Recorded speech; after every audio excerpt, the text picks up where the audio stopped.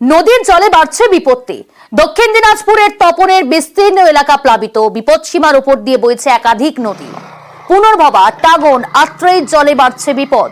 ভাসছে তপনের আচমতপুরের বেশ কয়েকটি গ্রাম। কি পরিস্থিতি একটু জানবো, অনুপ রয়েছে। অনুপ, কি পরিস্থিতি এখন সেখানে? দেখো প্রিয়াঙ্কা, গত দুদিন যে ঝড়ে বৃষ্টি হয়েছে উত্তরবঙ্গের থেকে শুরু করে দক্ষিণ দিনাজপুর জেলাতেও, তার জেরে উত্তরবঙ্গে যে বৃষ্টি তার প্রভাবে কিন্তু জল বাড়ছে টাঙ্গন ও পুনর্ভবায়।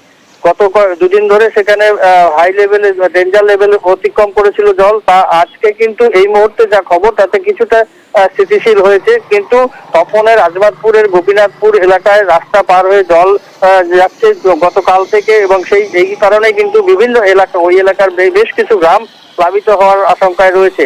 এই মুহূর্তে বেশ কিছু ধানি জমি এবং ফসল নষ্টের আশঙ্কা যেমন রয়েছে, পাশাপাশি প্লাবিত হওয়ার আশঙ্কাও রয়েছে বেশ কিছু এলাকা তপনের। যদিও তপন প্রশাসনের তরফ থেকে জানানো হয়েছে যে ব্যবস্থা নেওয়া হচ্ছে। অনু, বিভিন্ন জায়গা জলমগ্ন, বেশ কয়েকটি গ্রাম জলের তলায়, কি ব্যবস্থা প্রশাসনের?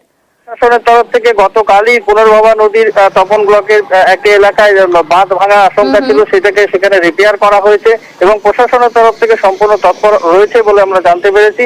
কারণ যেহেতু এখনো পর্যন্ত সেই অর্থে পুরো পাড়ার বাড়ি ঘরের সেই বিরাট অঙ্কর এলাকা যে প্লাবিত হওয়া, সেটা এখনো পর্যন্ত হয়নি, যে কারণে কিন্তু এখনো পর্যন্ত পরিস্থিতি স্বাভাবিক রয়েছে বলে প্রশাসনের তরফ থেকে জানানো। অনেক ধন্যবাদ অনুপ।